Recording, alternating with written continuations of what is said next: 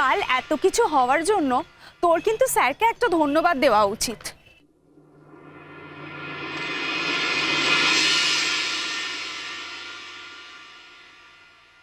ওই দেখ, স্যারের গাড়ি ঢুকলো। হ্যাঁ, আমিও তাই ভেবেছি, কিন্তু ওনার এসব করার কোনো প্রয়োজন ছিল না। যে মানুষটাকে উনি একদম সহ্য করতে পারেন না, তার জন্য উনি এত কিছু কেন করলেন আমি সত্যি বুঝতে পারছি না। আমিও বুঝতে পারছি না, আর সেই প্রশ্নের উত্তর তো আমি খুঁজে খুঁজে মরছি। তার মানে? না মানে দেখ, এই মানুষটা তোকে দু চোখে দেখতে পারে না, তোকে মুখ ঝোঁক করেন, তারপরে তোর জন্মদিনের ব্যাপারে আবার। সেটা তুইও জানতিস? না না, আমি কিচ্ছু জানতাম না। আমি শুধু জানতাম উনি স্টুডেন্টদের খাওয়াবেন। হ্যাঁ, এই সব কিছু তো উনি স্টুডেন্টদের জন্যই করেছেন। স্টুডেন্টদেরকে খাওয়াবেন বলে এই সব কিছু উনি করেছেন। কেকটাও?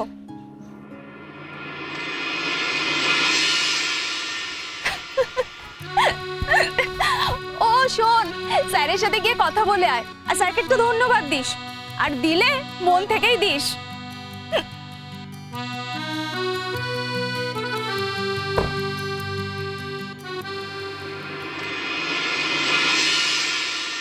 স্যার, কি চাই?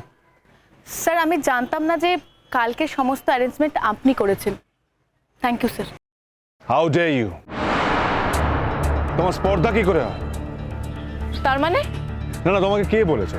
তোমায় কে বলেছে যে এই সমস্ত অ্যারেঞ্জমেন্ট আমি তোমার জন্য করেছি? আমি তো কখনো বলিনি যে আপনি সব অ্যারেঞ্জমেন্ট আমার জন্য করেছেন। কিন্তু কেকটা কেকটা নিশ্চয়ই আমার জন্য ছিল। আর কারোর জন্মদিন কাল ছিল বলে তো আমার জানা নেই। মানে আমাকে এটা এসিপি স্যার বলেছেন। এই রাখো তো তোমার ACP sir. ACP sir, ACP sir, তোমার এসিপি স্যার কি সব জেনে বসে আছে? কিন্তু আপনি এভাবে চিৎকার কেন করছেন? আমি তো আপনাকে খারাপ কিছু বলিনি।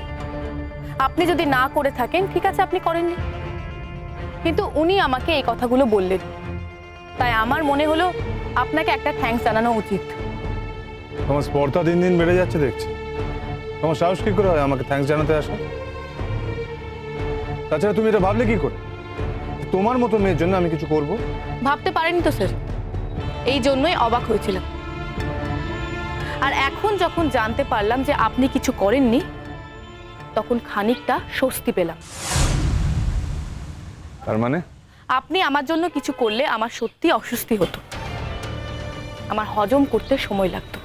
কাল তো তোমার জীবনের একটা রেড লেটার ডে ছিল, স্পেশাল ডে ছিল। আমরা খুব সাধারণ মেয়ে স্যার। আমরা সোনা চামচ মুখে নিয়ে জন্মাইনি।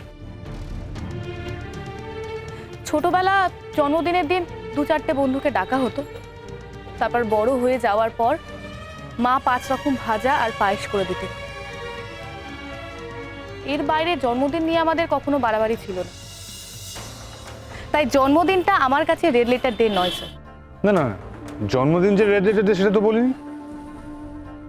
জন্মদিনে তুমি যে স্পেশাল গিফটটা পেয়েছো সেটা তো চিরস্মরণীয়, তাই না? Special gift? কিসের গিফট? ও হ্যাঁ, অদিতি ম্যাম আমার স্পেশাল গিফট। আপনি ঠিকই বলেছেন,